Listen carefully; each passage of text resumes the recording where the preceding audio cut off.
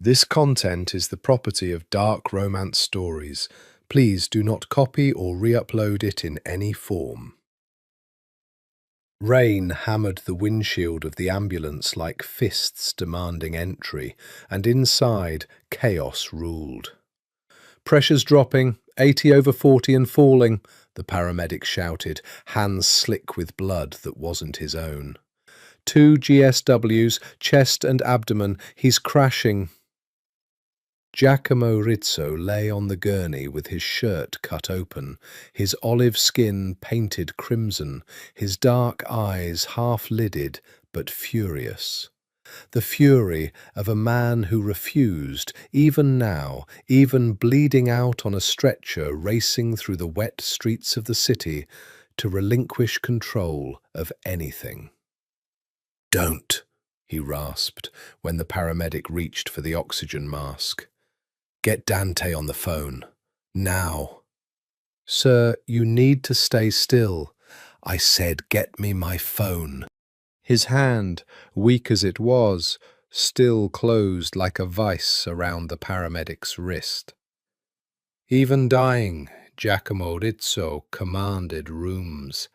He'd commanded them his whole life. Boardrooms, warehouses, the shadowed back rooms of nightclubs, where men twice his size flinched when he lowered his voice. He would be damned if a bullet took that from him too. The ambulance screeched to a stop outside St. Augustine's Trauma Centre.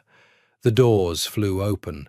Rain slashed sideways under the emergency bay lights as 4 men in dark suits, Rizzo's men, guns holstered but visible beneath their jackets, poured out behind the gurney like a wall of muscle and violence following their fallen king.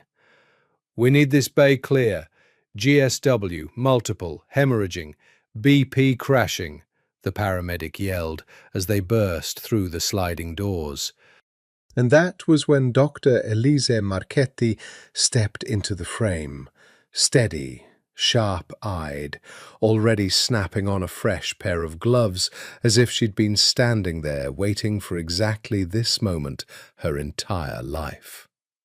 "Trauma 2, now," she ordered, voice cutting clean through the noise. "Someone get me 2 units O-neg and call the OR. Tell them we're coming up hot." She was 30 years old, dark hair scraped back into a knot that had long since surrendered to 12 hours on shift, sleeves pushed to her elbows, a spray of someone else's blood already drying on her scrub sleeve from the trauma before this one. She didn't know who was on the stretcher. She didn't care. In her world, a body on a gurney was a body that needed saving, full stop. No names, no titles, no criminal empires attached. That indifference to hierarchy was about to become the most dangerous thing Giacomo Rizzo had ever encountered. "Get away from him," one of the bodyguards snarled, stepping into her path as she moved toward the gurney. Dante Falco, Giacomo's second, a mountain of a man with a jaw like poured concrete, put a hand flat against her shoulder.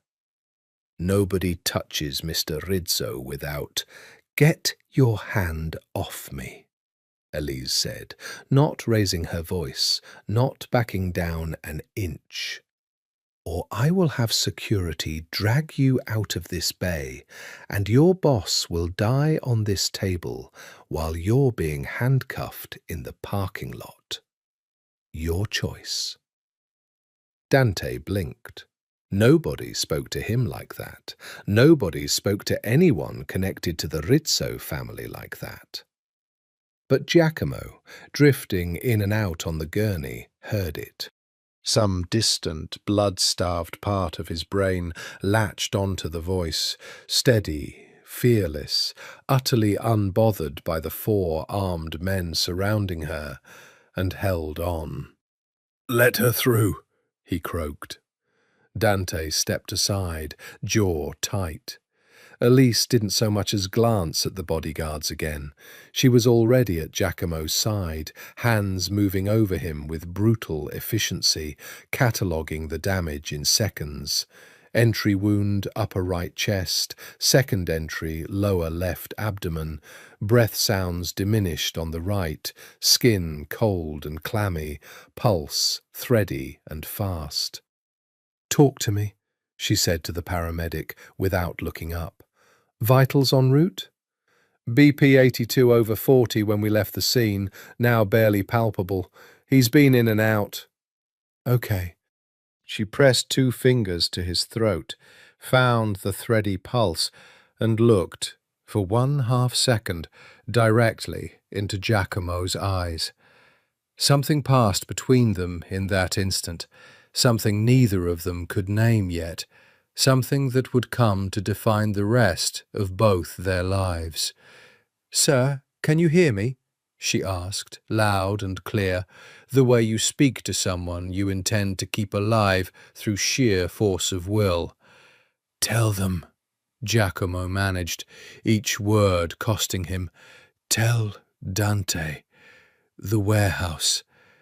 Genovese needs to—" "Shut up," Elise snapped, not cruel, not cold, but with the particular fury of a woman watching a man waste his last coherent breaths on business instead of survival. "Shut up and let me save your life. You can bark orders at your men when you wake up." Right now you do exactly what I say, or you die on this table talking about a warehouse. Are we clear? For one suspended moment, Giacomo Rizzo, a man who had not taken an order from another living soul in over a decade, a man who'd had rivals executed for lesser disrespect than what this woman had just delivered with a scalpel's precision, felt something crack open in his chest that had nothing to do with the bullet lodged an inch from his heart. He almost smiled. Almost. "Yes, doctor," he whispered, and then his eyes rolled back, and the monitor beside him screamed a flatline warning, and Elise Marchetti's world narrowed down to nothing but the fight to keep a dangerous man's heart beating. "He's coding! Charge to 200! Clear!" The gurney crashed through the double doors toward the OR, trailing blood and shouted orders, and 4 terrified bodyguards who had never in their lives felt so powerless. Behind them, the rain kept falling, indifferent to empires or heartbeats, indifferent to the fact that in that trauma bay, something had begun that no gun, no rival family, no amount of money or fear could ever fully undo. The surgery lasted 4 hours and 11 minutes. Elise Marchetti's hands did not shake once, not when they found the bullet had nicked the edge of his liver, not when his pressure bottomed out a second time on the table, not when the surgical resident beside her muttered under his breath that this patient had 4 armed men currently terrorizing the waiting room, and did she know who he was? "I know he's my patient," she said, eyes never leaving the wound. "That's all I need to know." It wasn't entirely true. She'd recognized the name the moment Dante barked it at the intake nurse. Rizzo. Everyone in this city knew the Rizzo name, the way everyone in this city knew to look away from certain black cars idling outside certain restaurants, to never ask questions about certain warehouses near the docks. Giacomo Rizzo was not a rumour. He was an institution of fear that had run this city's underworld since he was 26 years old, when his father was gunned down in a rival hit, and Giacomo had answered with a war so brutal it ended in 11 days. None of that mattered on the table. On the table he was tissue and blood, and a heartbeat she refused to let stop. By the time she closed the last suture, Dawn was bleeding grey light through the OR's high windows, and Elise felt the particular hollowed-out exhaustion that came only after pulling someone back from the very edge of the abyss. "He's stable," she told the recovery nurse. "Watch that pressure like a hawk. If it dips below 90 systolic, page me immediately. I don't care what time it is." "You're leaving him with a personal order?" the nurse asked, surprised. Elise didn't usually attach herself to cases post-op. Elise paused at the door, glancing back at the man on the bed.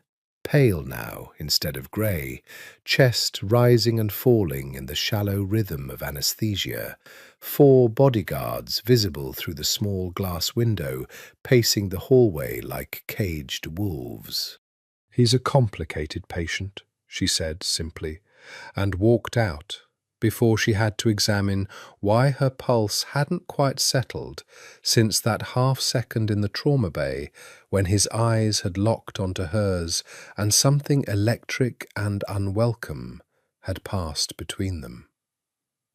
Giacomo woke at 11 the next morning to sunlight, the low beep of monitors, and the distinct disorienting sensation of being alive, when he had fully expected, somewhere in the fog of the ambulance ride, that he would not be. "Boss!" Dante was at his bedside instantly, relief crashing across his face before he smoothed it back into his usual granite composure. "You scared the hell out of us." "Water," Giacomo rasped. Dante poured a cup with hands that were, Giacomo noted with grim amusement, not quite steady. Dante Falco had survived 3 assassination attempts, 2 prison stints, and a decade of war beside Giacomo Rizzo without ever once looking rattled. He looked rattled now. "The ambush," Giacomo said once he'd swallowed. "Who?" "We're working on it. Looked professional. Could be the Cavallos, could be someone new trying to make a name. We're not moving until we know for certain. I already increased security on every property, every family member. Nobody gets to you again." The warehouse shipment. "Handled, boss.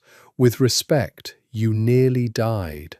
Rest for 1 goddamn hour before we talk business." Giacomo let his head fall back against the pillow, and for the first time in longer than he could remember, he allowed himself to simply exist in silence rather than command it. His mind, unbidden, drifted somewhere it had no business drifting, to a voice, sharp as a blade, cutting through the chaos of the trauma bay. "Shut up and let me save your life." No one spoke to him that way. No one had spoken to him that way in 15 years. His own mother didn't speak to him that way anymore, not since he'd taken his father's chair at the head of the family table, and the whole world had rearranged itself around the fact of his power. "The doctor," Giacomo said. "The one who worked on me. What's her name?" Dante's eyebrows lifted a fraction, the closest he ever came to visible surprise. "Marchetti. Dr. Elise Marchetti, chief trauma surgeon on shift last night. Why?"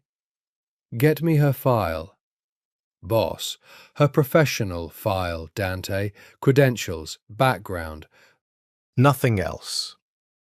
Something in Giacomo's tone made clear that nothing else was, for now, a genuine boundary rather than a lie, though even he wasn't entirely sure why he cared to draw it.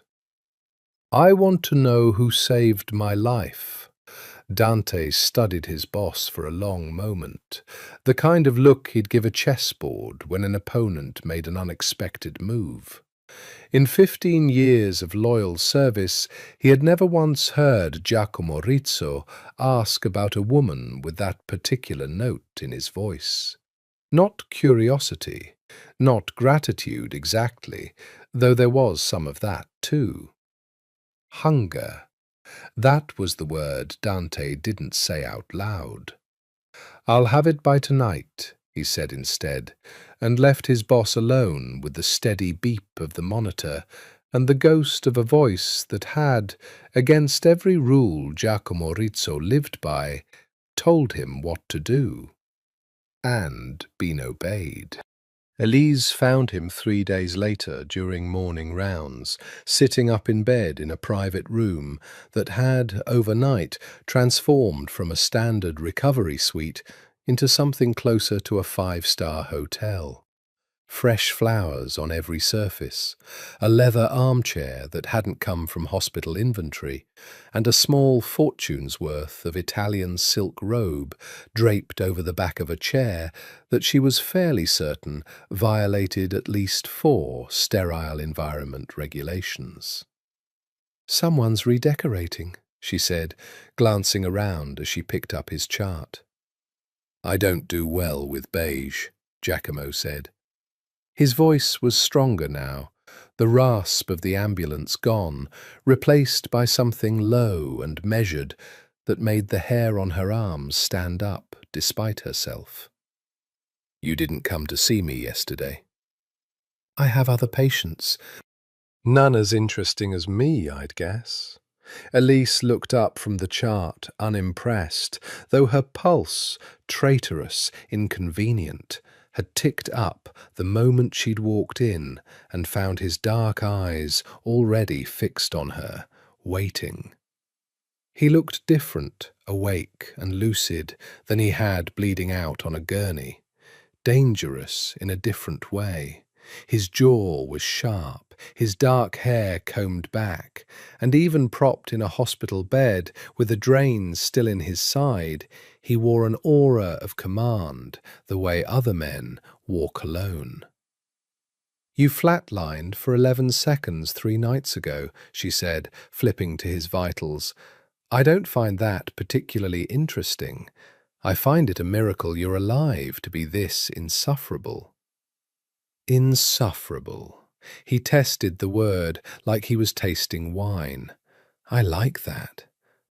Most people who talk to me choose their words more carefully. I'm not most people. "No," he said, quiet now, and something in his gaze shifted from playful into something far more focused, far more dangerous. "I noticed." Elise made herself busy checking his incision site, refusing to acknowledge the way the air in the room had changed.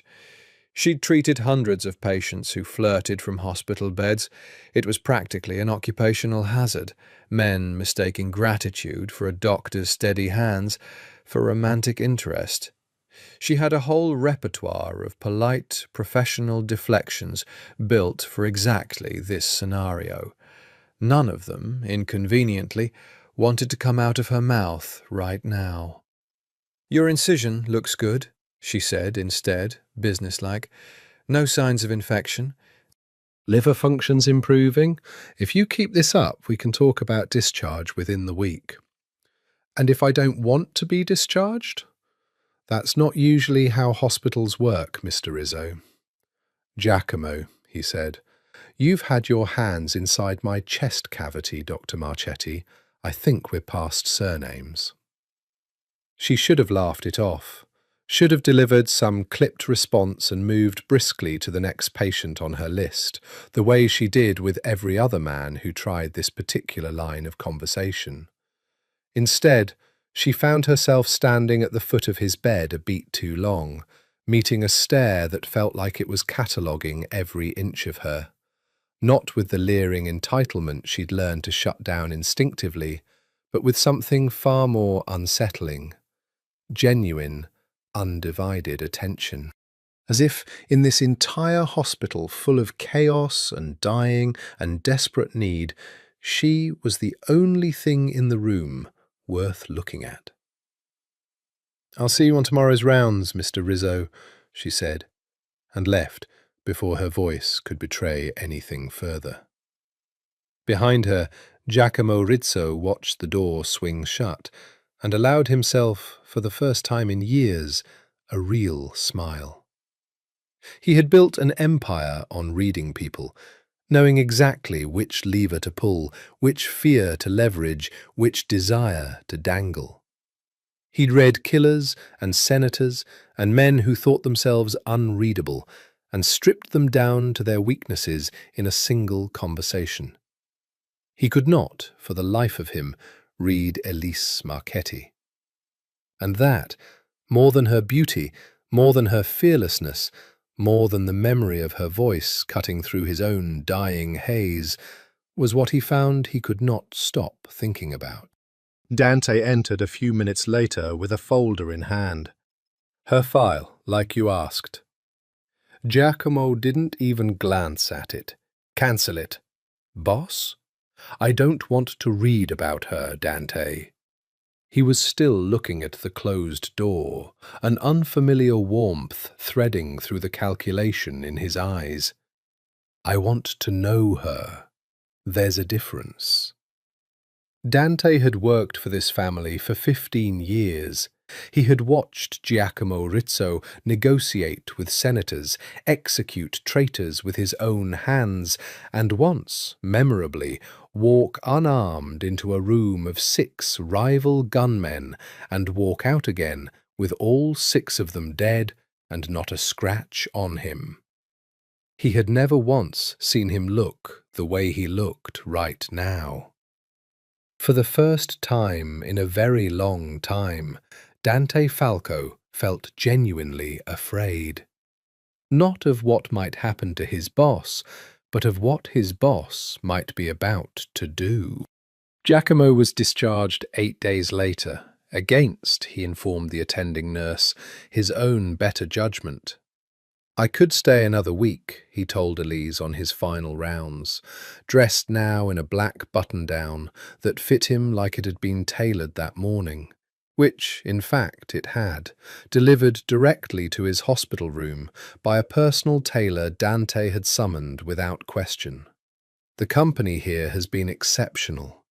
You've been medically cleared, Elise said, signing off on his discharge paperwork with brisk efficiency that didn't quite mask the small, unwilling curl at the corner of her mouth. Go home, Mr. Rizzo. Rest. No heavy lifting, no strenuous activity, and for God's sake, stay out of the way of any more bullets. I'll do my best, he said. Though I should warn you, my line of work makes that a difficult promise to keep. I am aware of your line of work. Something flickered across his face. A flash of genuine surprise quickly smoothed away. Are you?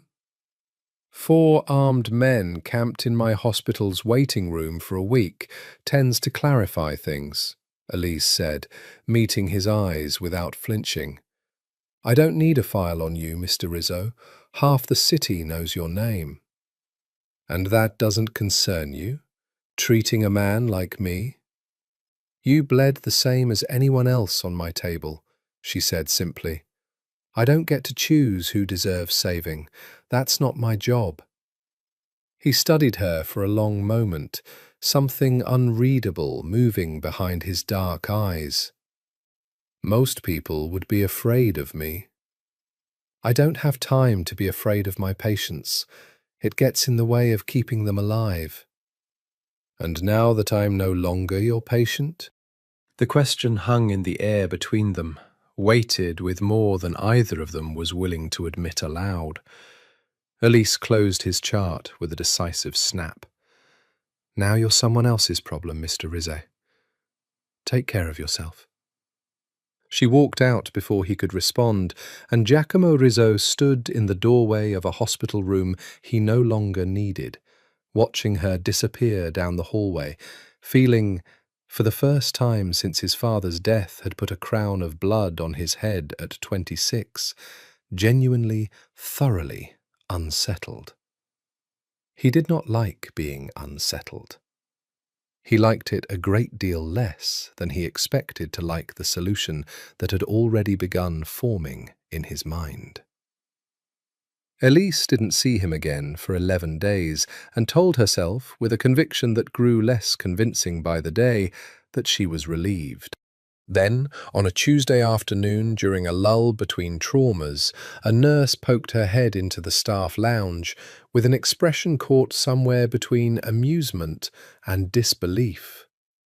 "Dr. Marchetti, there's a delivery for you."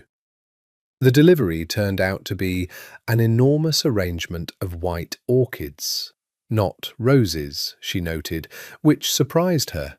Roses would have been the obvious, forgettable choice, accompanied by a card in sharp, confident handwriting. "You saved my life. A man should properly thank the person responsible for that. Dinner, Friday. I'll send a car. G.R."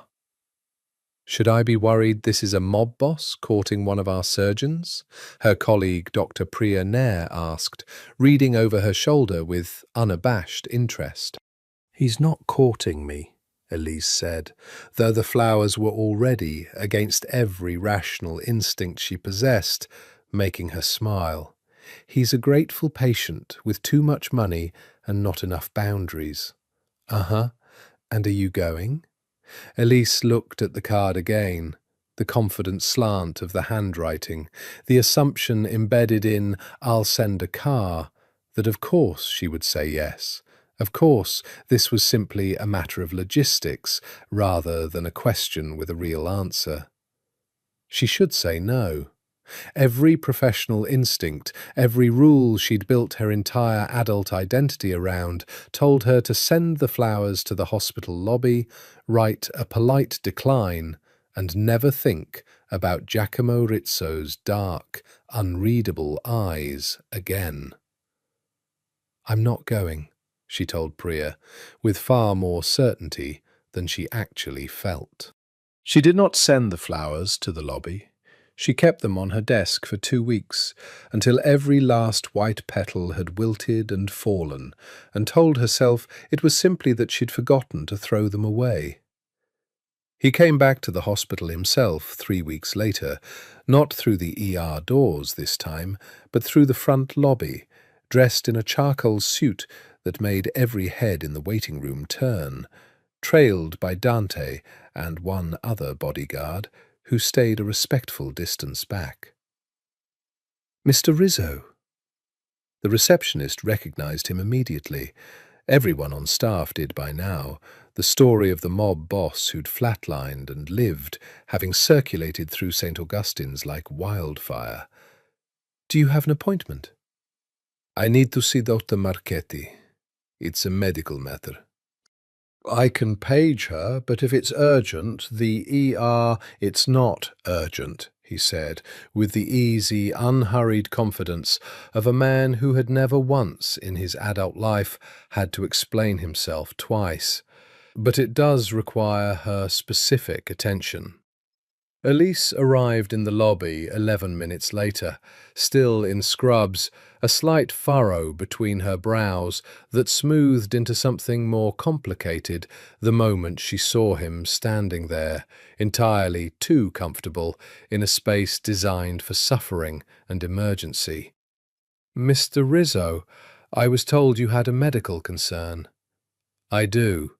He gestured to the small conference room off the lobby, and against her better judgment, she followed him in, closing the door behind them, leaving Dante posted outside like a sentry. "What's the concern?" "My scar," Giacomo said, and unbuttoned the top 3 buttons of his shirt with unhurried precision, revealing the still healing line of surgical scarring along his ribs. "It itches. I was told this could indicate a complication." Elise stared at him, then at the scar, then back at him, arms crossing over her chest. "That's called healing tissue regenerating nerve endings. It's an extremely common, entirely benign symptom that any general practitioner, or frankly a basic internet search, could have told you." "I don't trust the internet with my body, doctor.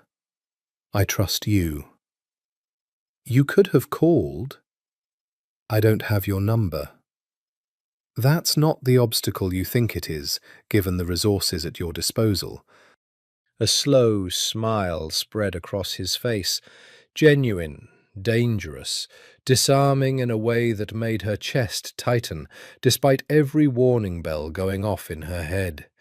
"You're right. I could have found your number in about 4 minutes. I chose not to." "Why?" "Because I wanted to see your face when you realized I'd made up a reason to see you." His voice dropped lower, losing every trace of playfulness. "You didn't come to dinner." "I don't date patients." "I'm not your patient anymore." "You're not my type," she said, though the words came out less certain than she wanted them to, betrayed by the way her pulse had picked up the moment he'd stepped close enough that she could smell his cologne, something dark and expensive that she was, infuriatingly, going to associate with him for the rest of her life now. "What is your type?" Not a man with a bodyguard standing outside a hospital conference room, not a man half the city is afraid of, not a man who thinks flowers and fake symptoms are an acceptable substitute for actually asking someone out like a normal human being. "I've never been a normal human being, Elise." Her name in his mouth, for the first time, sent a shiver through her she couldn't quite suppress. "I won't pretend to be one to win you over, but I will tell you this." He stepped closer, close enough now that she had to tilt her chin up to hold his gaze, close enough that she could see the small scar above his eyebrow, could count the flecks of gold buried in the dark brown of his irises. "I have never, in 38 years, wanted anything the way I want to know you. Not power, not money, not revenge. And I am not a man who gives up on the things he wants." "That should terrify me," she said quietly. "Does it?" She should have said yes, should have stepped back, ended this, walked out and paid security if he showed his face at St. Augustine's again without an actual medical emergency attached to his name. "No," she admitted instead, and hated herself a little for the honesty. "It doesn't, and that terrifies me more." Something in his expression shifted. Triumph, yes, but underneath it something far more vulnerable, something that looked almost like relief. "Dinner," he said again. "Not a date, if that word frightens you. Call it a thank you meal between two people who share a rather significant memory. I'll have you home by 10. Elise looked at him for a long moment.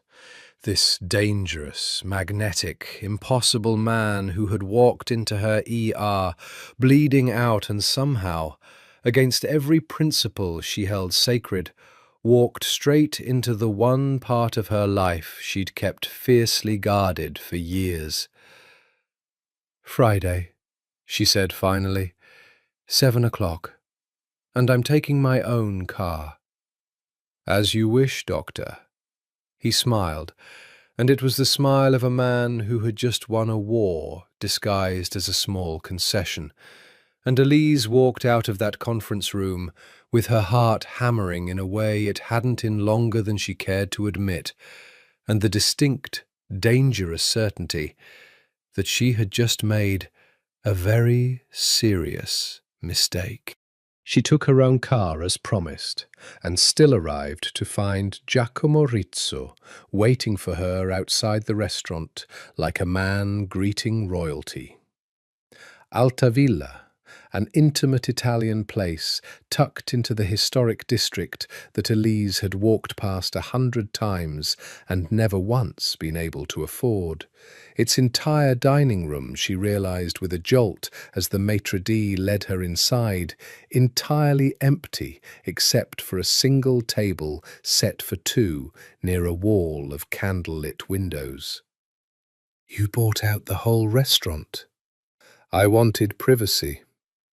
"You wanted control," she corrected, though she let him pull out her chair anyway. "Perhaps both."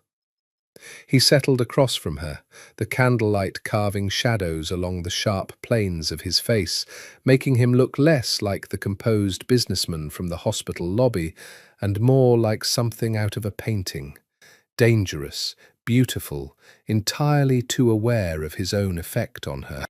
"You look different out of scrubs." "You look different without a bullet hole in you." He laughed, a real laugh, low and surprised, as if it had been startled out of him. No one has ever managed to make me laugh about that particular subject. I have a talent for inappropriate timing. I find it refreshing. A waiter appeared with wine neither of them had ordered. Giacomo had clearly arranged the entire menu in advance, she realized. Another small assertion of control she should have found irritating, and instead found, unwillingly, rather charming. "Tell me about you, Elise Marchetti. Not the doctor, the person." There's not much separation between the two these days. There must be something. Family? You didn't grow up wanting to be a trauma surgeon. Elise turned her wine glass slowly by the stem, something guarded crossing her expression. "My father was a firefighter. He died when I was 16. Building collapse, saving a family that wasn't even supposed to be inside anymore. I watched paramedics work on him on our front lawn for 11 minutes before they called it." She looked up, meeting his eyes steadily, daring him to offer some hollow condolence. "I decided that day I never wanted to be the person standing helpless on the sidewalk again.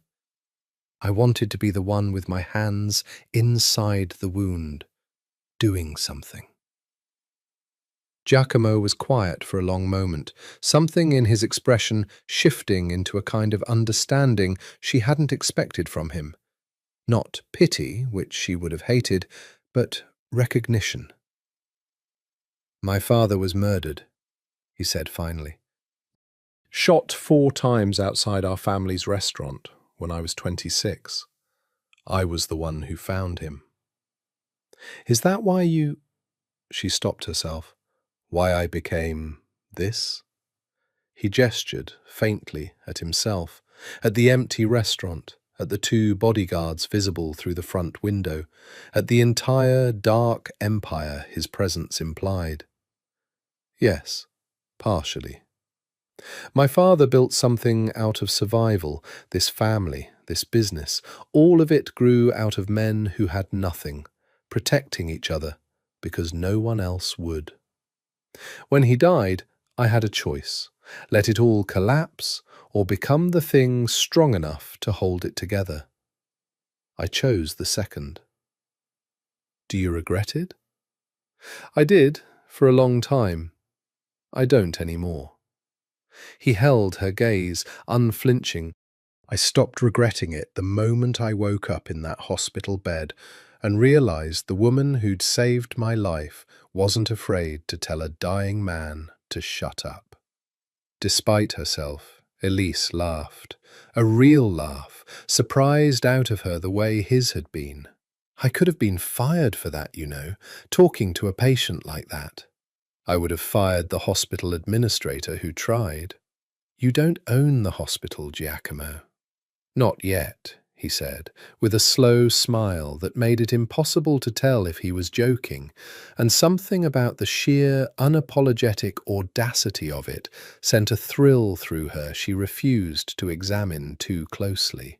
Dinner stretched on, course after course of food she barely tasted because she was too absorbed in watching him, in the way his careful, controlled exterior kept cracking just slightly to reveal something rawer underneath, something that felt, against all reason, achingly human.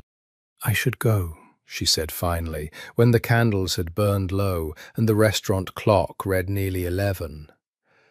"Early shift tomorrow." He walked her to her car himself, waving off Dante's attempt to follow. The night air was cool, and the street outside was quiet, and for one suspended moment, standing beside her car under a street lamp, Elisa Marchetti found herself acutely, dangerously aware of how close he was standing, of the warmth radiating off him, of the way his eyes had dropped, briefly, to her mouth. "Good night, Elisa," he said, instead of kissing her, though the restraint in his voice suggested it had cost him something considerable. "Good night, Giacomo." She drove home with her hands slightly unsteady on the wheel and her heart doing something complicated and unfamiliar in her chest, and lay awake long after midnight, replaying the entire evening, trying and failing to convince herself that this was a mistake she still had time to walk away from. "You're seeing him," Priya said the next morning, not a question, studying Elise's face with the sharp diagnostic eye she usually reserved for patients. "It was one dinner. Elise, it's Giacomo Rizzo. I'm aware of who he is." "Then you're aware that 3 months ago the DA's office tried to build a case against him for a warehouse fire that killed 2 rival associates, and the entire thing collapsed because every witness suddenly developed amnesia?" Priya's voice dropped, genuine worry threading through the words. "You're a brilliant doctor, with an actual future ahead of you. This man is not a future. He's a headline waiting to happen, and I don't want your name attached to it when it does." Elise didn't have a ready answer for that, because some quiet, rational part of her agreed completely. She'd spent her entire adult life building something clean and controlled out of the chaos her father's death had left behind. A career defined by precision, by rules, by the absolute certainty that if she did everything correctly, she could save the people in front of her. Giacomo Rizzo represented the opposite of every principle that had gotten her this far. Uncontrolled, unpredictable, dangerous by definition. And yet, "It's just dinner, Priya," she said again, aware even as she said it that it was already unmistakably becoming something more. 2 days later, the warning arrived from an entirely different direction. Elise was leaving the hospital after a brutal double shift, exhaustion pulling at every muscle, when a woman she didn't recognize fell into step beside her in the parking garage. Mid-40s, expensively dressed, an unmistakable air of danger beneath the polished exterior. "Dr. Marchetti, a word." "Do I know you?" "Camilla Rizzo, Giacomo's aunt." The woman's smile didn't reach her eyes. "I run our family's charitable foundation. Legitimate business, I promise you, though I suspect that's not your primary concern right now." Elise stopped walking, every instinct sharpening. "What can I do for you, Ms. Rizzo? You can walk away from my nephew before this goes any further." Camilla's tone remained pleasant, almost warm, which somehow made it more unsettling than an outright threat would have been. "I don't say this to frighten you, Doctor. I say it because I like you already, from what little I know, and I would hate to watch you get hurt. Giacomo does not do things by half measures. If he's decided he wants you, he will not stop pursuing you, and once he has you, he will not let you go easily. Do you understand what that means? Every enemy he has, and he has many, will see you as a way to reach him. Every rival family will know your face, your schedule, the hospital where you work. Do you want that life, Doctor? Truly?" "With respect, Ms. Rizzo, that sounds like something your nephew should be telling me himself." Something that might have been genuine respect flickered across Camilla's face. "He won't. Giacomo doesn't warn people away from things he wants. That's not in his nature." She studied Elise for a long moment. "You saved his life. I am grateful for that, more than you know. He is the only family I have left in this world that matters to me. But gratitude and good sense are different things, and I would be doing you a disservice not to tell you the truth. Loving my nephew is not safe. It has never been safe. It will never be safe. She walked away before Elise could respond, leaving her standing alone in the concrete garage, with her pulse hammering and a cold weight settling in her stomach that had nothing to do with exhaustion. She should have listened. Every rational fibre of her being told her to listen. Instead, driving home that night, she found herself thinking not of the warning, but of the way Giacomo's eyes had softened when he talked about finding his father's body. The way he'd laughed, real, unguarded, at her joke about inappropriate timing. The way he'd walked her to her car and not kissed her.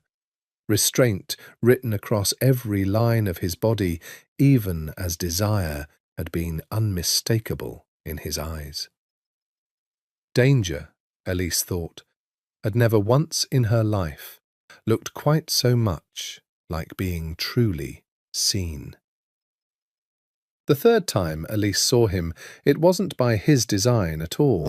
She was at Vellum, a rooftop bar downtown, celebrating Priya's engagement with a group of colleagues, 3 drinks in and laughing harder than she had in months, when Nathan Cole, a cardiologist 2 floors up from her department, tall, easy-smiling, someone she'd shared a handful of flirtatious conversations with over the years in hospital elevators, appeared at her elbow with 2 fresh cocktails. "I believe this is yours," he said, handing her one. "You look like you needed rescuing from Priya's wedding planning monologue." "You have no idea," Elise laughed, accepting the drink. "She's 3 months into an engagement and already has opinions about napkin folds." "Some people take commitment very seriously," Nathan said, leaning against the railing beside her, close enough that the gesture registered as intentional. "I never got the chance to properly congratulate you on the Rizzo case, by the way. Whole hospital still talking about it. Flatlined, and you brought him back. That's the kind of save that makes a career. It's the kind of save that makes for a very complicated few months, actually. I heard rumours." Nathan's smile turned careful, curious. "Anything to those rumours?" Elise opened her mouth to answer and felt before she saw a shift in the air around her, a subtle change in the ambient noise of the rooftop that made the hair on her arms rise. She turned, and there, near the elevator bank, stood Giacomo Rizzo, dressed in black, flanked by Dante, having clearly just arrived and having clearly just witnessed the entire exchange. Nathan's hand near the small of her back, the shared laugh, the closeness of their conversation.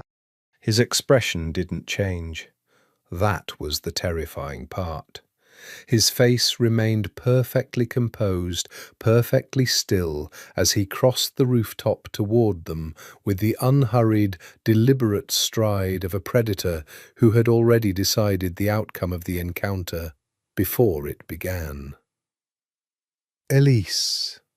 His voice was warm when it reached her, though something colder moved beneath it, something aimed squarely at the man standing at her side. "I didn't expect to find you here." "Giacomo." She felt the shift in the air between the 2 men before either said another word. Nathan straightening slightly, some ancient instinct recognizing danger even without understanding its source. "This is Dr. Nathan Cole. Nathan, Giacomo Rizzo." "The Rizzo," Nathan said, a flicker of nervous recognition crossing his face, his hand extending automatically. "Heard a lot about you around the hospital." Giacomo looked at the offered hand for one deliberate, humiliating second before shaking it. Brief, hard, unmistakably a demonstration of restraint rather than courtesy. "All good things, I hope?" "Mostly about the flat line," Nathan said, attempting a laugh that didn't quite land in the sudden chill of the conversation. "Dr. Marchetti's a hell of a surgeon."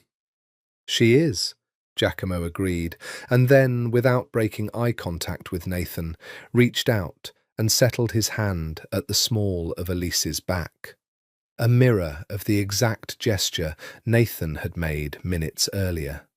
Except where Nathan's touch had been friendly and tentative, Giacomo's was unmistakably, deliberately possessive. "If you'll excuse us, Dr. Cole, I need a moment with Dr. Marchetti." He steered her toward the far end of the rooftop before she could object, his jaw tight, something dark and coiled beneath his controlled exterior. "What was that?" Elise demanded once they were out of earshot. "What was what?" "That performance. The handshake. Your hand on my back like you were marking territory." "I wasn't aware I needed to explain myself." "You don't own me, Giacomo. We've had one dinner." Something flashed behind his eyes. Not anger, exactly, but something rawer, more exposed. "I know that," he said, quieter now, some of the coiled tension bleeding out of his shoulders. "I know I have no claim on you. That doesn't make it easier to watch another man's hands on you." "His hand wasn't even on me. We were talking." "I've spent my entire life reading rooms, Elise. I know exactly what I saw." He exhaled, and for one unguarded moment the composed mask slipped entirely, and she saw something almost vulnerable underneath, a man genuinely, uncomfortably out of his depth. "I don't know how to do this. Whatever this is between us, I don't share well. I never have. It's a flaw, not a virtue, and I'm aware of it.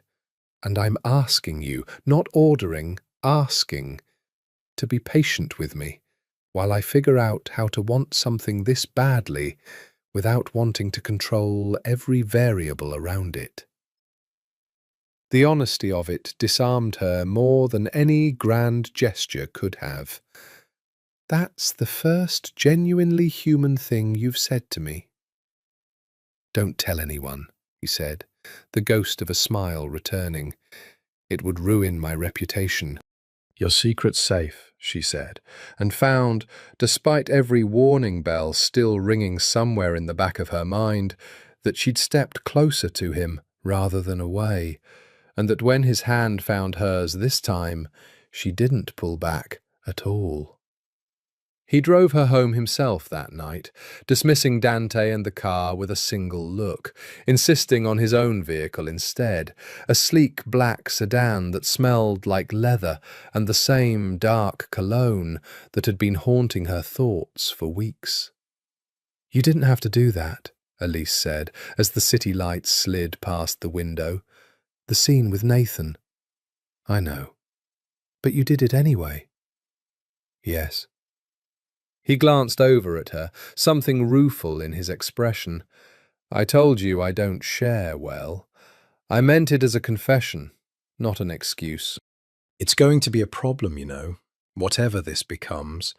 You're not exactly a man who blends into the background." "No," he agreed, "I'm not." They fell into silence, comfortable in a way that surprised her, the city thinning out into quieter residential streets as they neared her apartment.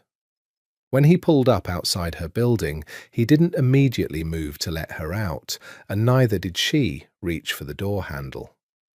Elise. Her name in his voice had become, over these past weeks, something she felt low in her chest every single time. "I need to ask you something, and I need you to answer honestly, because I find that I can't stand another moment of not knowing." "Ask. Is this real?" What's happening between us? Or am I a project to you? A dangerous man you're curious about, the way some people are curious about jumping out of planes? The question landed with more weight than she expected, cutting through every careful boundary she'd maintained since that first night in the trauma bay. I've asked myself that same question every single night since you walked into my ER.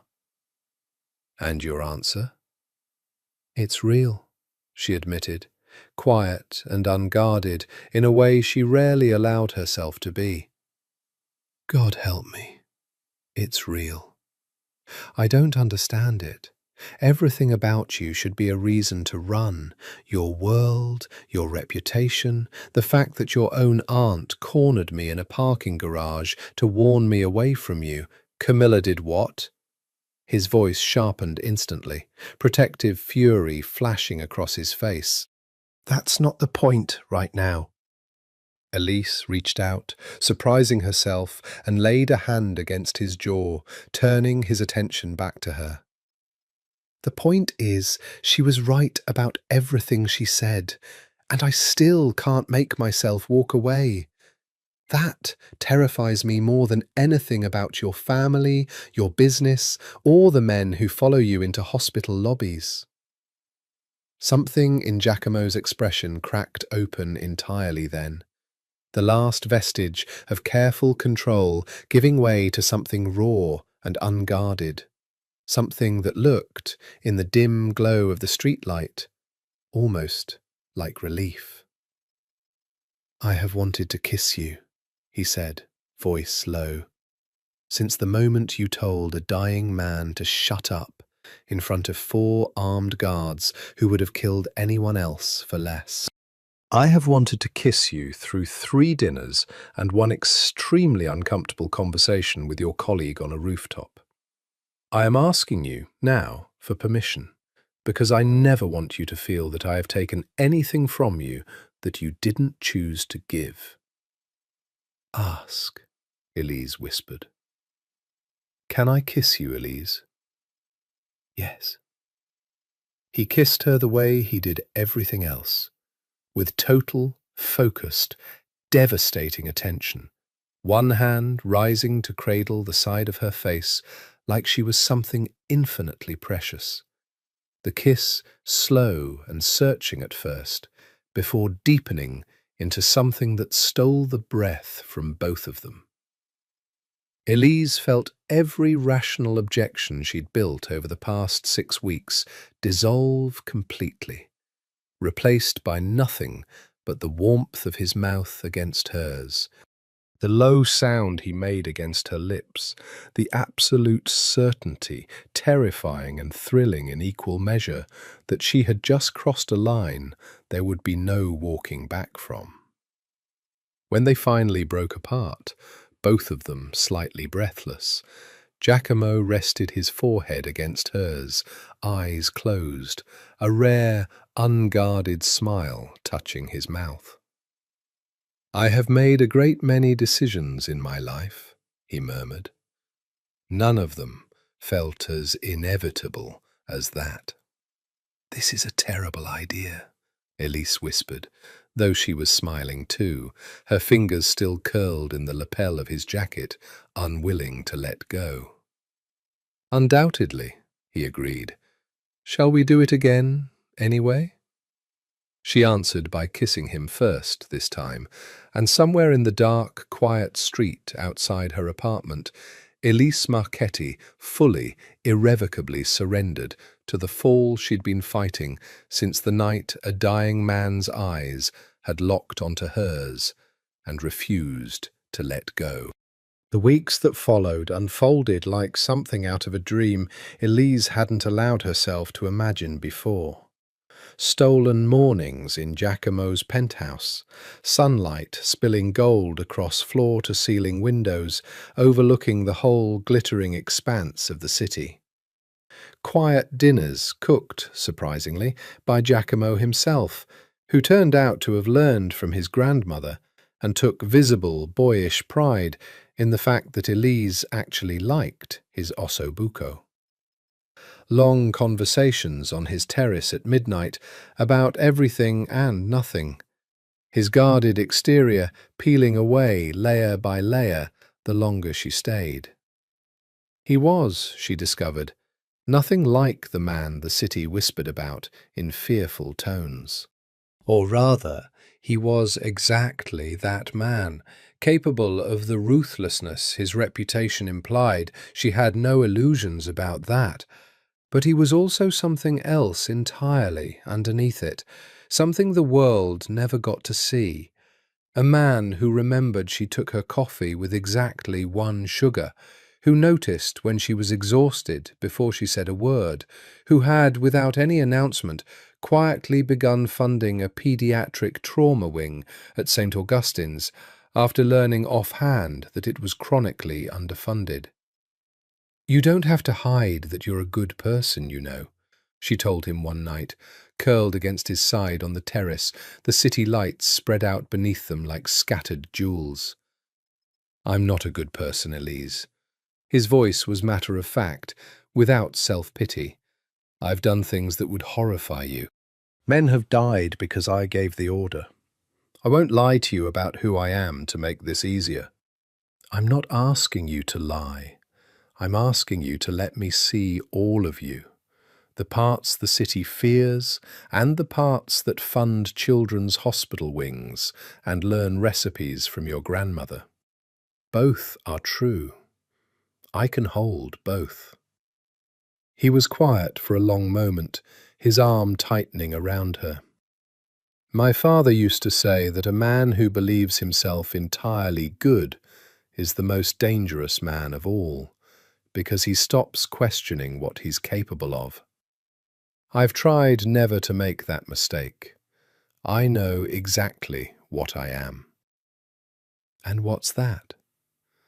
"Someone who protects what's his, by whatever means necessary." He turned to look at her, something fierce and unguarded in his expression. "You are mine now, Elise. I need you to understand what that means before we go any further.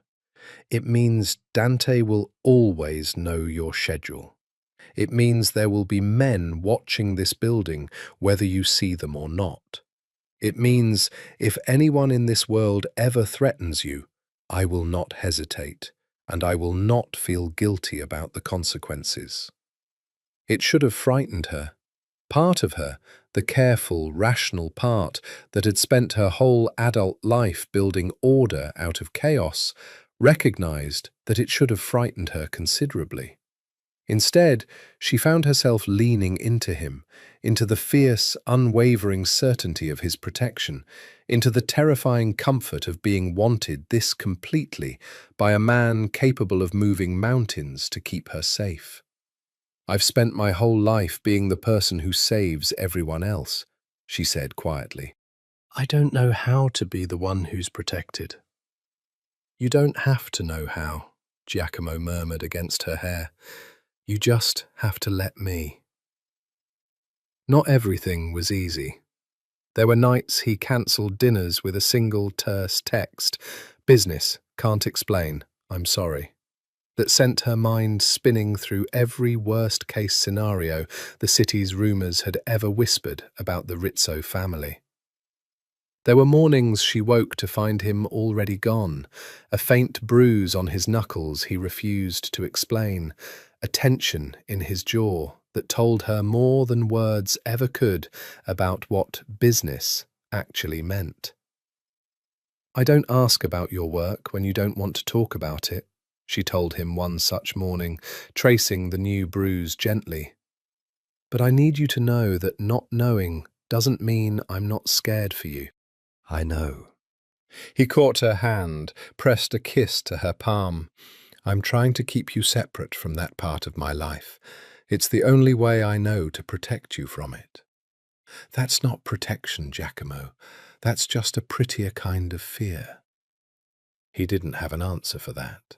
And the silence between them, for the first time since that kiss outside her apartment building, felt genuinely uncertain, a fault line neither of them wanted to examine too closely, but one that both of them, on some quiet level, already understood would eventually have to crack open.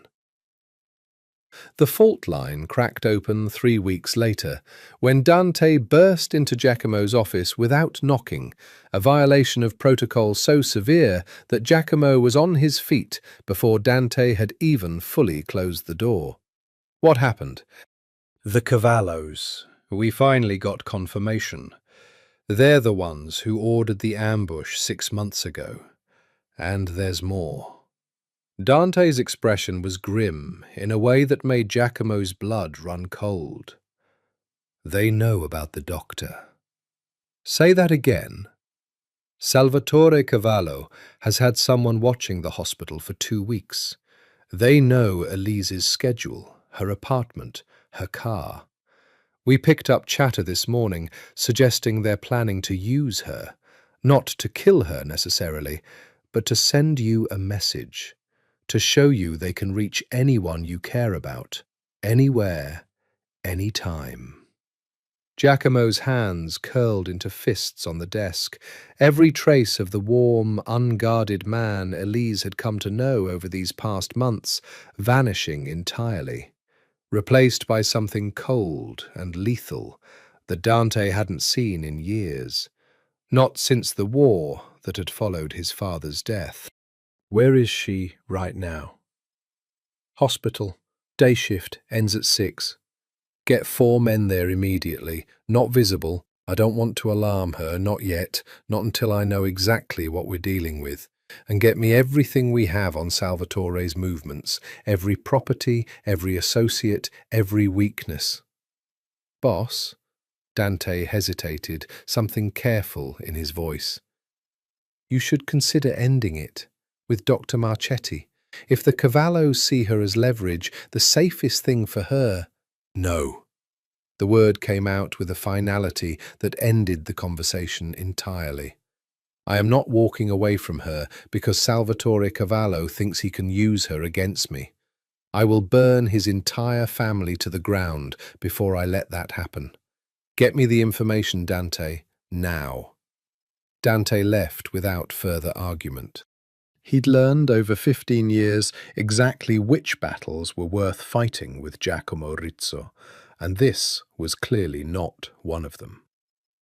Elise noticed the change in Giacomo the moment he arrived to pick her up that evening. A new tension in his shoulders, a watchfulness in his eyes that hadn't been there before, scanning the hospital parking garage with the alert precision of a man expecting an ambush. What's wrong? Nothing you need to worry about. Giacomo.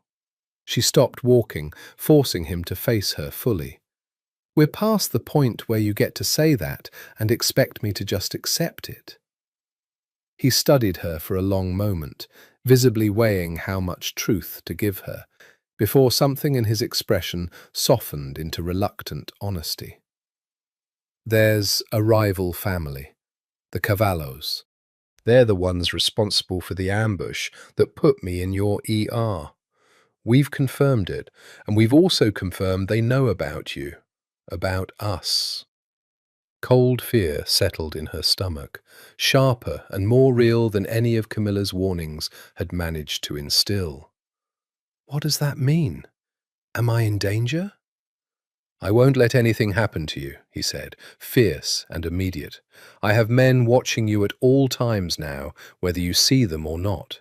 Your apartment, this hospital, your car, all of it is secured. I promise you, Elise, nothing will touch you. You can't promise that. Her voice was steadier than she felt. Nobody can promise that, Giacomo, not even you. That's exactly what Camilla warned me about, isn't it? That loving you means living like this, looking over my shoulder, wondering if today's the day some rival family decides I'm worth using against you. I know. He reached for her hands, and she let him take them, even as fear and fury warred inside her chest. I know this isn't the life you wanted. If I could give you a different one, a normal one, one where the worst thing you had to worry about was a bad shift at the hospital, I would give it to you in a heartbeat. But I can't undo who I am, and I can't undo what I feel for you.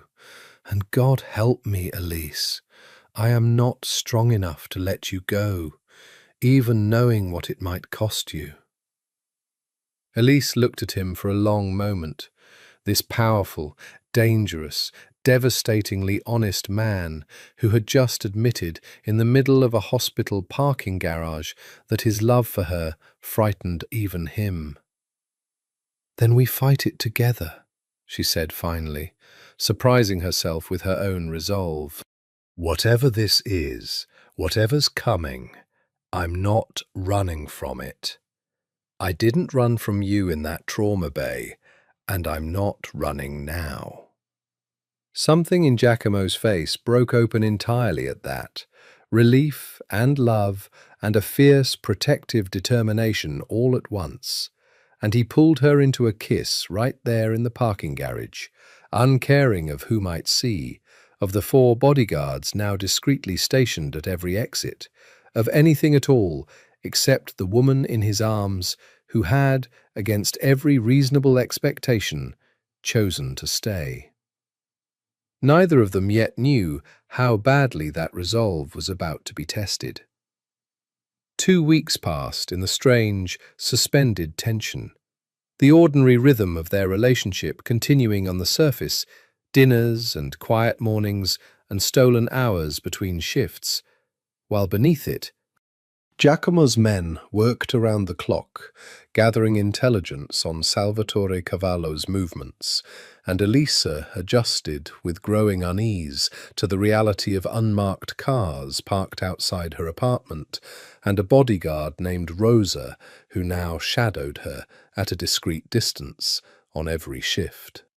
"I feel like I'm living someone else's life," she confessed to Giacomo one night, watching him from the doorway of his home office as he reviewed a stack of documents with the focused intensity he brought to everything. "Does it frighten you?" "Sometimes." She crossed the room, settling into the chair across from his desk. "Mostly it just feels surreal. 6 months ago, my biggest concern was whether the hospital would approve funding for a new ultrasound machine. Now I have a bodyguard named Rosa who carries a gun in her purse. I could reduce the security if it makes you uncomfortable." "No." She said it quickly, firmly. "I don't want less protection, Giacomo. I want less secrecy.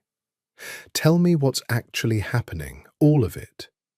I'd rather know the truth and be afraid than be kept in the dark and pretend everything's fine."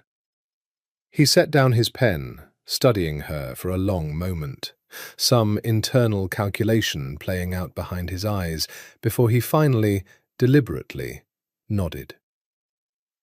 "Salvatore Cavallo runs the second largest family in the city. His father and my father were rivals for decades. The ambush that put me in your ER was his opening move in a war he's wanted for years, but never had the nerve to start outright. Now that he's confirmed I'm vulnerable, emotionally, through you, he's grown bolder. We believe he's planning something. We don't know what yet, or when, only that it's coming. And your plan? To find him before he finds an opportunity to hurt either of us." His jaw tightened. "I have people inside his organization. It's only a matter of time before we know his next move, before he makes it." "And then what?" Giacomo didn't answer immediately, and the silence told her everything his words hadn't. "You're going to kill him," she said quietly, not a question. "I'm going to end this," he said, choosing his words with visible care. "One way or another." Elise sat with that for a long moment, the weight of exactly what kind of man she'd fallen in love with settling over her fully, perhaps for the first time since that night in the trauma bay. She had known, intellectually, what Giacomo Rizzo was capable of. Watching him speak so plainly about ending a rival's life, calmly, without hesitation, as a simple matter of strategic necessity, was different from knowing it in the abstract. "Does it bother you?"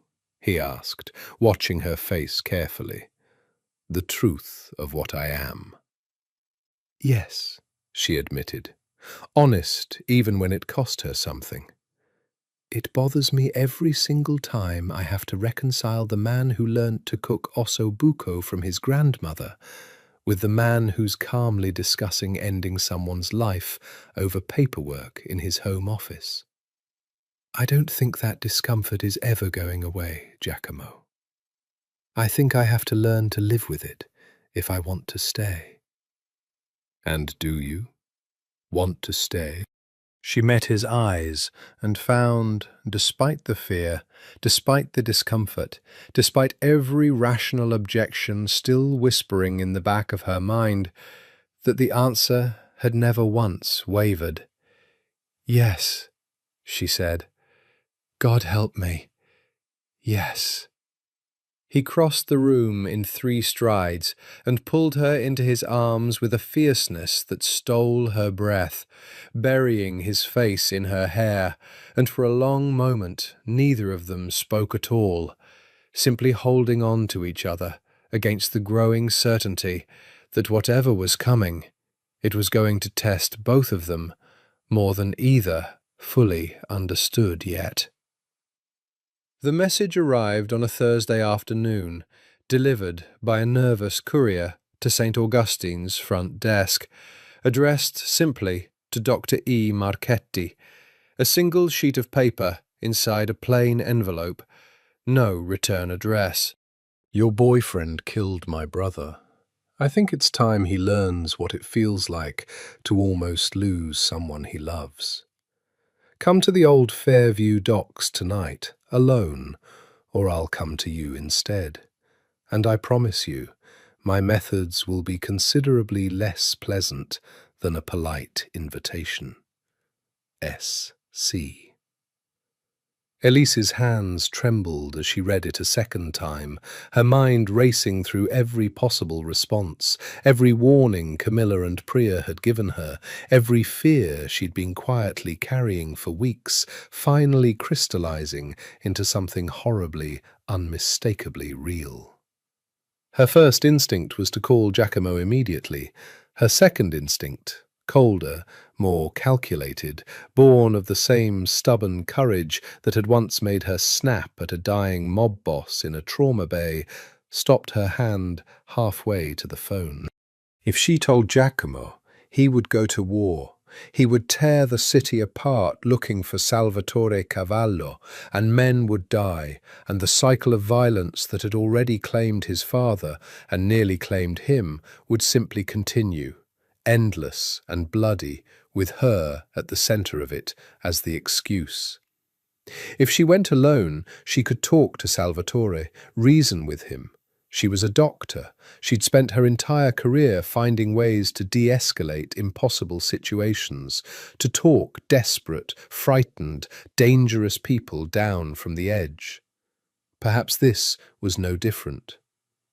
It was, she would later recognize, the single most reckless decision of her entire life.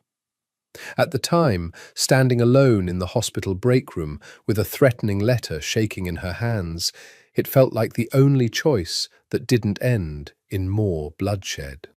She left the hospital at the end of her shift, telling Rosa she was simply tired and heading straight home, watching in the rearview mirror as her bodyguard's car peeled off toward its usual overnight post outside her apartment building. Then, hands steady now, with the particular calm she reserved for the worst trauma cases, the calm that let her function when everything in her wanted to shake apart, she turned the car toward the Fairview docks. The warehouse was exactly as ominous as its reputation implied. a cavernous, half-lit space smelling of salt water and rust, 6 armed men positioned around its perimeter, and at its centre, seated in a chair like a king holding court, Salvatore Cavallo. Mid-50s, silver-haired, with the kind of coldly handsome face that made his casual cruelty somehow more unsettling. Dr. Marchetti. He rose as she entered, unhurried, almost courtly. I confess I didn't expect you to come alone. Giacomo's men must be slipping. I didn't tell him, Elise said, forcing steadiness into her voice, despite the hammering of her pulse. I came because I wanted to talk to you directly. Whatever you think this will accomplish, what I think it will accomplish, Salvatore cut in, voice hardening instantly, is showing that arrogant bastard exactly what it feels like to lose something irreplaceable. He killed my brother 4 months ago, shot him in his own home in front of his children over a shipment dispute that could have been resolved with a phone call. He didn't hesitate. He didn't blink. So no, Doctor, I'm not interested in talking. I'm interested in making him understand loss, the way he made me understand it. Fear coiled tight in Elise's chest, but underneath it something else stirred too, the same fierce, unshakable resolve that had once made her stare down 4 armed bodyguards in a trauma bay without flinching. If you hurt me, you'll start a war you can't win, she said, meeting his eyes directly. Everyone in this city knows Giacomo doesn't do anything by half measures. You'll be signing your own death warrant, and everyone loyal to you, and probably a dozen people who have nothing to do with any of this. Is that really the message you want to send? That you're willing to burn the whole city down over pride? Something flickered in Salvatore's expression, not quite doubt, but a hesitation that hadn't been there a moment before. You're braver than I expected. I've had a dying man scream at me on an operating table while his bodyguards pointed guns at my staff. You'll have to try harder than this to frighten me, Mr. Cavallo. For one suspended, dangerous moment, the warehouse held its breath. Then, from somewhere behind Elise, a phone buzzed. One of Salvatore's men, checking a message, his face going pale as he read it. "Boss," the man said, voice tight with urgency, "we've got a problem." Giacomo found the letter 20 minutes after Elise left, when Rosa, growing uneasy at the unusual quiet coming from Elise's apartment, where the lights had stayed off far longer than her usual routine, checked in and discovered her missing entirely, her car gone, no answer on her phone. The break room trash bin, when Dante's men searched the hospital, yielded the crumpled remains of Salvatore Cavallo's letter. And Giacomo read it, standing in the middle of St. Augustine's staff lounge, with a fury so absolute that every person in the room instinctively backed away from him. "She went alone," he said, voice deadly quiet.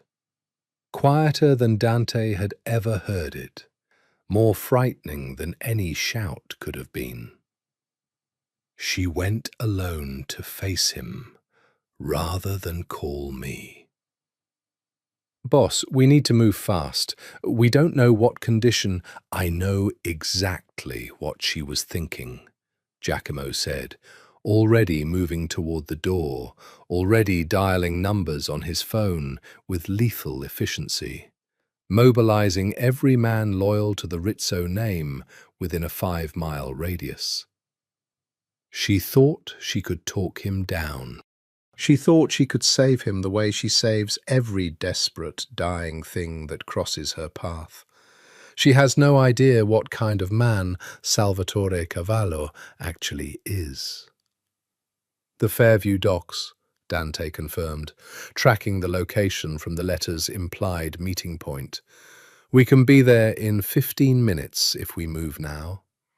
Then move, Giacomo said, and something in his voice, cold, absolute, utterly without mercy, made every man in the room understand, without a shadow of a doubt, that Salvatore Cavallo had just made the final, fatal mistake of his life. They arrived at the Fairview docks in a convoy of black SUVs, 11 men strong, Giacomo at the head of them with a gun in each hand and an expression that Dante, who had fought beside him through the brutal 11-day war that followed his father's death, recognized as the face of a man who had already, mentally, accepted whatever cost tonight might demand. Inside the warehouse, Elise heard the commotion before she fully understood what was happening. Shouting outside, the unmistakable sound of gunfire, Salvatore's men scrambling into defensive positions around the perimeter. "He found you," Salvatore said, something almost like grim satisfaction in his voice, despite the chaos erupting around them. "Faster than I expected." "Let me go," Elise said, urgency rising in her voice. "This doesn't have to end in more bloodshed." "It already has, Doctor. It has from the moment his father put a bullet in mine 20 years ago." Salvatore's eyes had gone hard, calculating, and Elise realized with sudden, sickening clarity that whatever restraint had briefly flickered in him earlier was gone now, burned away by the sound of Giacomo's men breaching his perimeter. "Perhaps it's fitting you're here to witness the end of it." The warehouse door exploded inward. Giacomo moved through the chaos that followed with the terrifying precision of a man who had done this before, who had built an empire out of surviving exactly these moments. Gunfire, shouting, the acrid smell of smoke, his men fanning out with military discipline, while he cut a direct path toward the center of the room, toward the one thing in this entire warehouse that mattered to him. "Elise!" Salvatore, seeing his advantage evaporating, grabbed Elise by the arm, dragging her in front of him as a shield, a gun pressed to her temple with the desperate calculation of a man who had run out of better options. "Stop right there, Rizzo," Salvatore shouted, "or I swear to God I will end this right now, and you can live the rest of your life knowing you brought this on her."